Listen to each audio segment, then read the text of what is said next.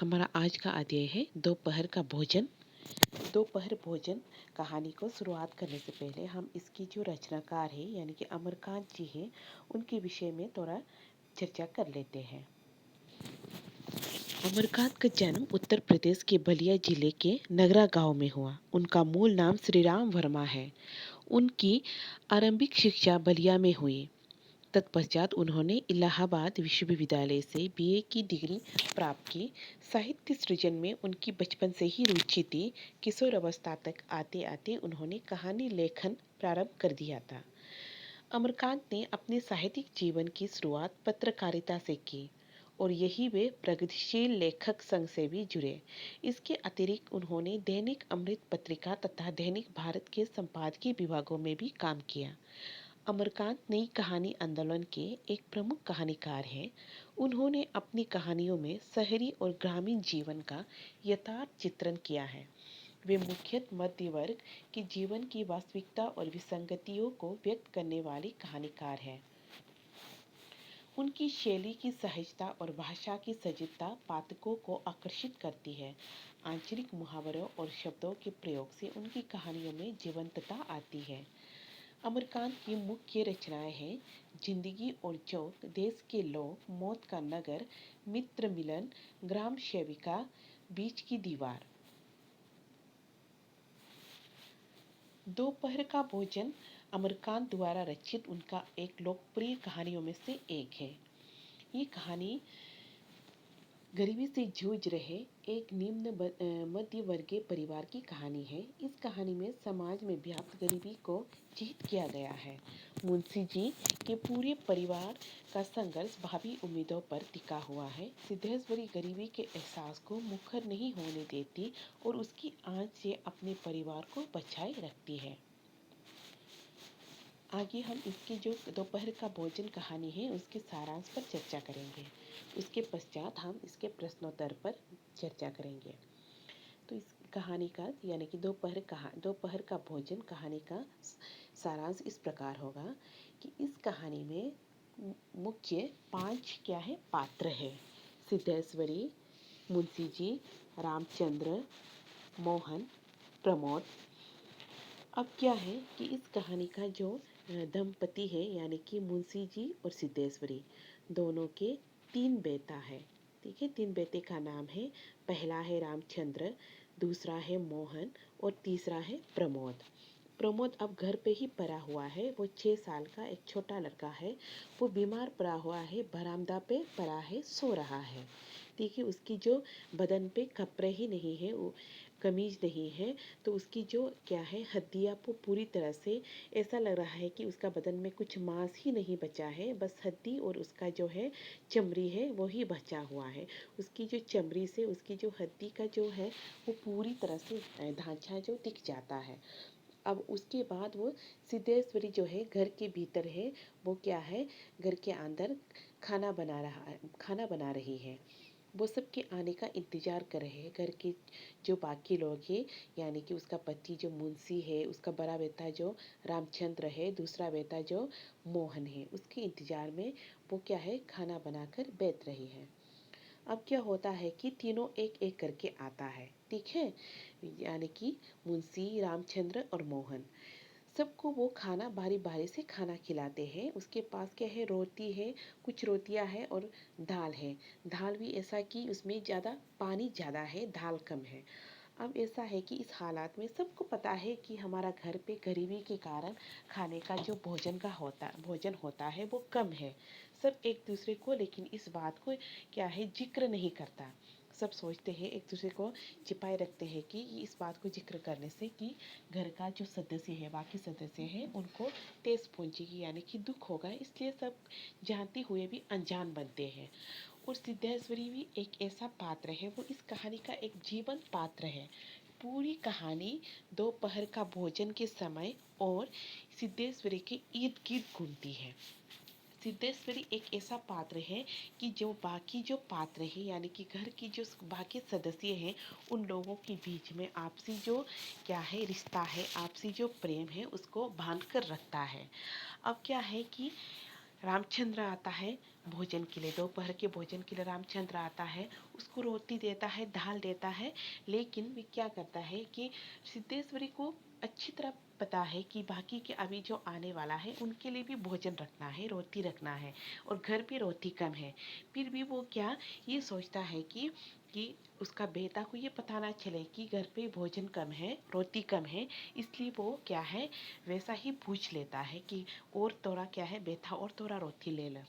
तब क्या है रामचंद्र को भी पूरी तरह से पता है कि घर पे रोटी कम है, माँ तो वैसे ऐसा ही हमको क्या है पूछ रहा है। इसलिए वो क्या करता है रामचंद्र भी क्या है कुछ ना कुछ बहाना करके वो रोटी दोबारा लेने से इनकार कर देता है। उसके बाद वो रामचंद्र जो है मोहन के बारे पूछता है कि भाई कहाँ है, मोहन कहाँ है। सिद्धेश्वरी को ये बात पूरी तरह से पता है कि मोहन अब कहाँ है। वो ये नहीं मतलब फिर भी वो क्या है उसको पता है कि मोहन अब क्या है वो आवारागर्दी करता है, उसको पढ़ाई में बिल्कुल मन नहीं है, वो कहीं बाहर दोस्तों के साथ घूमने गया है, लेकिन ये नहीं पता कि वो कहाँ गया है। फिर भी वो रामचंद्र के सामने वो झूठ बोलती है कि कहता है कि मोहन अपने क्या है दोस्तों के साथ परीक्षा के लिए तैयारी करने गया है, वो पढ़ने गया है। बड़ा ही समझदार लड़का है। वो क्या है अपने जो बड़े व्यक्ति हैं उसके सामने वो झूठ बोल देता है कि क्या है कि मोहन जो है बहुत ही समझदार लड़का है और तुम्हारे बारे में बहुत खूब तारीफ करता है, कहता है कि भैया बरकू भैया कितना समझदार है, कितना अच्छा है। वो झूठ बोल देता है। वो झूठ इसलिए बोलती है क्योंकि उसको लगता है अगर वो क्या है एक दूसरे का जो भाई भाई के आपस में जो एक दूसरे का जो रिश्ता है वो जान लेंगे तो एक दूसरे को नफरत करने लगेंगे, ठीक है। तो वो नहीं चाहती कि दोनों भाइयों में नफरत पैदा हो, इसलिए वो आपसी जो रिश्ता है उसको बन के बरकरार रखने के लिए वो झूठ बोल देती है कि मोहन पढ़ने गया है। अब क्या है इस प्रकार से जब मुंशी आता है, जो उसका जो पति है, जब मुंशी आता है तब भी क्या है कि वो झूठ बोलती है कि रामचंद्र तुम्हारे बारे में खूब तारीफ करता है, कहता है कि पिताजी बहुत ही अच्छा है, ठीक है। ये कहते हुए वो पिताजी के सामने अपने पति के सामने भी रामचंद्र का तारीफ करता है। इस प्रकार से वो अपने पति को भी दोबारा रोटी लेने को आग्रह करता है, किंतु वो उसका पति भी दोबारा रोटी लेने से इनकार कर देता है। इस प्रकार मोहन आता है, मोहन को भी रोटी खिलाता है, उसे भी रोटी दोबारा लेने को कहता है, फिर मोहन भी इनकार कर देता है। अंत में जाकर एक रोटी बच जाता है। वो रोटी को खाने के लिए सोचता है, तब उसको याद आता है कि हाँ उसका जो सबसे जो छोटा बेटा है, जो प्रमोद है, 6 साल का जो बेटा है, वो बरामदा में बीमार पड़ा हुआ है। अब उसको याद करते हुए भी रोटी का एकदम क्या है 2 भाग में बांट लेता है, 2 टुकड़े में कर देता है। एक टुकड़ा वो प्रमोद के लिए रखता है, दूसरा टुकड़ा वो अपने आप खा लेते हैं, क्योंकि एक रोटी को दो दो क्या है हिस्से में बांट दिया है तो वो क्या है पेट नहीं भरेगा। इसलिए वो क्या करता है कि खूब पानी पीता है, उसके बाद वो रोटी को खा लेता है। इस तरह से क्या है इस कहानी में कि गरीबी का चित्रण क्या है कि किस प्रकार गरीब घर में क्या है कि उसका सदस्य जो है किस प्रकार से गरीबी को जूझना पड़ता है, और उसमें सबसे जो क्या है तकलीफ झेलनी पड़ती है वो ही सिद्धेश्वरी, जो घर का जो है हालात को खूब बड़ी प्रकार जानती है, पर भी वो क्या है घर की जो समस्या है उसको अपने बच्चों तक पहुंचने से क्या है रोक देता है। इस प्रकार जब मुंशी और क्या है मुंशी और क्या सिद्धेश्वरी जो दंपति ही यानी कि पति पत्नी है, वो आपस में जब बात करते हैं तब भी दोनों क्या है घर का जिक्र नहीं करता। आपस में जब बैठते हैं तो दोनों को डर लगा रहता है कि कहीं ये क्या है सिद्धेश्वरी सोचती है कि कहीं क्या है मुंशी जी घर की जो हालत है उसके विषय में बात ना कर दे। फिर मुंशी भी सोचता है कि सिद्धेश्वरी कहीं इस घर का हालात को इसके विषय में बात ना करे। इसलिए दोनों आपस में ऐसे ऐसे बातें करते हैं जो कहानी से एकदम क्या है अलग है, कहानी से कुछ लेना देना नहीं है। ऐसे ऐसे बातें करते हैं जैसे कि आज बारिश नहीं हुआ, आज मक्खी ज़्यादा है, ये सब बातें करता है। अब क्या है ये सब बात जो है इस कहानी के इस कहानी के साथ कुछ भी संबंध नहीं है, मतलब इस कहानी का जो है संबंध नहीं, लेकिन कहानी के तौर पर गरीबी के साथ, इस गरीबी को जिस तरह जूझ रहा है उसके साथ ये क्या है, वो संबंध रखता है। तो चलिए आगे हम इसकी जो प्रश्नोत्तर है उन पर चर्चा करते हैं। बाद में इसकी जो नोट्स वगैरह है, वो जो सामग्री है वो मैं साझा कर दूंगी। हमारा जो पहला प्रश्न है वो है, सिद्धेश्वरी ने अपने बड़े बेटे रामचंद्र से मंझले बेटे मोहन के बारे में झूठ क्यों बोला। आपको प्रश्न पूछा गया है कि सिद्धेश्वरी जो इस घर की जो गृहिणी है, जो मुख्य पात्र है, वो अपने बड़े बेटे जो रामचंद्र हैं उसके सामने अपनी जो मंजली यानी कि जो उसका दूसरा बेटा है, उसके जो मोहन है उसके बारे में झूठ क्यों बोला। तो उत्तर होगा, जैसे मैंने आप क्या आपके क्यों क्या है सारांश में अच्छी प्रकार से बता दिया है कि सिद्धेश्वरी नहीं चाहते कि दोनों बच्चों के बीच में अंतर हो, दोनों बच्चों के बीच में नफरत पैदा हो। तो इसलिए वो क्या है, इस रिश्ते को बनाए रखने के लिए, प्रेम का बंधन होता है उसको बनाए रखने के लिए वो झूठ बोल देती है कि क्या है, क्या है, मोहन जो है दोस्तों के साथ पढ़ने गया है, जबकि सिद्धेश्वरी को पता ही नहीं है कि मोहन इस वक्त कहाँ है।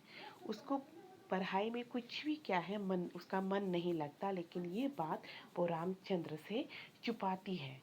वो छुपाती है और कहता है कि मोहन जो तुम्हारा भाई है वो बहुत ही समझदार है, वो एग्जाम के लिए, परीक्षा जो आने वाली जो परीक्षा है उसके लिए वो अपने दोस्तों के पास वो क्या है तैयारी करने गया है, यानी कि पढ़ने गया है। ये कहकर वो झूठ बोल देती है। हमारा दूसरा जो प्रश्न है, कहानी के सबसे जीवंत पात्र के चरित्र की दृढ़ता का उदाहरण सहित वर्णन कीजिए। इसमें क्या है, कहा है कि जो कहानी का जो सबसे जीवंत पात्र है उसका चरित्र पर क्या है उदाहरण सहित हमको वर्णन करना है। तो इस कहानी का जो जीवंत पात्र है वो है सिद्धेश्वरी। वो क्या है, इस कहानी में दृढ़ता का उदाहरण होता है, जो उसकी जो दृढ़ता से रहता है, जीवन पात्र है, उसका उदाहरण इस प्रकार है कि वो क्या है कि पूरे घर का जो माहौल है, जो हालात है, उसको वो जानते हुए भी एकदम दृढ़ता पूर्वक से, एकदम स्ट्रोंग होके, ठीक है, दृढ़ता पूर्वक से वो क्या करता है कि घर का जो हालात है उसको एक दूसरे से छुपाए रखता है, एक दूसरे के सामने वो खुल जो जो घर की समस्या है उसको खुलने नहीं देता, ताकि घर की समस्या को जानने के बाद कि बाकी सदस्य का जो मन जो होता है वो कमज़ोर ना पड़ जाए, इसलिए वो क्या है इस समस्या को छुपाए रखता है, खुद इस समस्या का जहर को खुद पी लेता है, लेकिन वो बाकी जो घर की सदस्य है उसको जानने नहीं देती है। अगला प्रश्न है, कहानी के उन प्रसंगों का उल्लेख कीजिए जिनसे गरीबी की विशेषता झांक रही हो।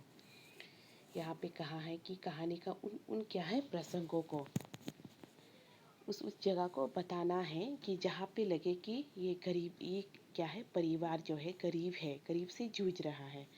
तो इस प्रकार है कि उत्तर इस प्रकार लिखना है, जैसे कि घर का जो माहौल है जहाँ पे रोटी कम है, ठीक है, जहाँ पे रोटी कम है, दाल में पानी ज़्यादा है, तो इससे पता चलता है कि घर का जो है, जो उसका घर है वो एक गरीबी से जूझ रही घर है। उसके बाद जो उसका बेटा जो प्रमोद, जो उसका जो तीसरा बेटा है, सिद्धेश्वरी का जो तीसरा बेटा है, वो बीमार पड़ा हुआ है, वो बीमार बरामदा में पड़ा हुआ है, उसको क्या है अस्पताल ले जाने का तक पैसा नहीं है, इसलिए वो बीमार बरामदा में सो रहा है। उसके आगे पीछे मक्खियाँ घूम रही है, फिर भी वो क्या है बिना कपड़ों के, एक चादर क्या है, एक गमछा उसके ऊपर ढक दिया गया है, और वो क्या है बीमारी से एकदम सूखा पड़ गया है, वो पतला पड़ गया है, वो बाहर बरामदा पे लेट रहा है, यानी कि सो रहा है। इन प्रसंगों से क्या पता चलता है कि ये परिवार गरीबी से जूझ रहा है। अगला प्रश्न है, सिद्धेश्वरी का एक दूसरे सदस्य के विषय में झूठ बोलना परिवार को जोड़ने का अंतक प्रयास था। इस संबंध में आप अपने विचार लिखिए। उत्तर इस प्रकार होगा कि सिद्धेश्वरी का एक दूसरे सदस्य, घर का जो एक दूसरे सदस्य होता है, घर का जो मेंबर होता है, उसके एक दूसरे के सदस्य के आगे एक दूसरे के बारे में झूठ बोलना क्या है, वो उसका क्या है, परिवार को जोड़े रखने का एकदम प्रयास है, ठीक है, अथक प्रयास है। वो इसलिए प्रयास करता है ताकि उसका परिवार ना टूटे। उसके एक परिवार का, हर एक परिवार का चाहे एक के प्रति क्या है, वो सम्मान है वो बनाए रखे, इसलिए वो एक दूसरे के बारे में झूठ बोल देती है। अगला प्रश्न है, अमरकांत आम बोलचाल की ऐसी भाषा का प्रयोग करते हैं जिससे कहानी की संवेदना पूरी तरह उभर कर आ जाती है। कहानी के आधार पर स्पष्ट कीजिए। इस कहानी में आप क्या है, उत्तर ये होगा कि इस कहानी में यानी कि दोपहर का भोजन कहानी, आप पहला जो पृष्ठ है यानी कि पहला पेज से जो अंतिम पृष्ठ है वहाँ तक आप यानी कि कहानी की शुरुआत से कहानी के अंत तक आप देख सकते हैं कि इसमें आम बोलचाल की भाषा यानी सरल भाषा का प्रयोग किया है, जिससे ये क्या है, साबित होता है कि अमरकांत जो है आम बोलचाल की भाषा का प्रयोग करता है, जिससे क्या है, पाठकों को आसानी से समझ में आ जाए। अगला प्रश्न है, रामचंद्र मोहन और मुंशी जी खाते समय रोटी ना लेने के लिए बहाने करते हैं, उसमें कैसी व्यवस्था है, स्पष्ट कीजिए। उत्तर होगा, रामचंद्र मोहन और मुंशी जी खाते समय रोटी ना लेने के लिए बहाने करते हैं, इसमें उसकी जो गरीबी की जो व्यवस्था है वो झलक उठती है। मुंशी जी तथा सिद्धेश्वरी की असंबद्ध बातें कहानी से कैसे संबद्ध है, लिखिए। मुंशी जी तथा सिद्धेश्वरी आपस में ऐसे ऐसे बातें करते हैं जो कि उस स्थिति में बिल्कुल भी संबंध नहीं रखते, किंतु ये कहानी के साथ संबंध रखते हैं क्योंकि दोनों ही एक दूसरे से क्या है, ध्यान को भटकाना चाहती है। दोनों क्या है, गरीबी का जो माहौल है, घर का जो हालात है, जो विवश है, व्यवस्था है, उसको एक दूसरे से छिपाए रखने की कोशिश करते हैं। इसलिए वो दोनों घर की जो जो बातें होती है, समस्या होती है, उनको चर्चा करने से बेहतर समझता है कि असंबद्ध जो बातें होते हैं, बेकार की जो बातें होती है, जैसे मैंने सारांश में बताया कि एक कहता है कि आज मक्खी ज़्यादा है, फिर दूसरा कहता है कि बारिश क्यों नहीं हो रहा है। ये सब क्या है, असंबद्ध बातें करते करते दोनों क्या है, घर की जो समस्या है उनसे दूर भागते हैं। अगला प्रश्न है, दोपहर का भोजन शीर्षक किन दृष्टियों से पूर्णतया सार्थक है। तो उत्तर होगा कि दोपहर का भोजन पूरी तरह से, ये शीर्षक जो है पूरी तरह से सार्थक है क्योंकि पूरी कहानी जो है दोपहर का भोजन के समय पर ही घटता है और उसी में कहानी का शुरुआत होता है और इसी में ही अंत हो जाता है, इसलिए कहानी का शीर्षक दोपहर का भोजन पूर्णतया सार्थक है। अगला है, आपके आपके अनुसार सिद्धेश्वरी के झूठ 100 सत्यों से भारी कैसे है, अपने शब्दों में उत्तर दीजिए। प्रश्न ये कहा है, प्रश्न किया गया है कि आपके अनुसार, यानी आपके अनुसार सिद्धेश्वरी जो इसके मुख्य पात्र है उसका जो झूठ है वो 100 सत्यों से भारी कैसे है। जैसे कि उन्होंने एक झूठ बोला लेकिन वो झूठ जो है 100 सत्य से भारी कैसे हो गया। तो इस प्रकार है कि उनकी जो झूठ है वो परिवार को बनाए रखा है, परिवार को क्या है, एक परिवार में दरार आने से वो बचाए रखा है, परिवार के सदस्य को एक साथ जुड़े रखा है, इसलिए वो 100 सत्यों से भारी है। तो इस प्रकार आज का ये जो है पूरा हुआ। तो क्या है, अगली जो वीडियो में मैं वीडियो जो पीडीएफ बना के मैं दे दूँगी, जो ये क्या है इसका जो प्रश्नोत्तर है उसको मैं साझा कर दूँगी पीडीएफ बना के, या तो नोट्स के क्लिक करके मैं इसके जो है सामग्री है जो है उसको मैं साझा कर दूँगी।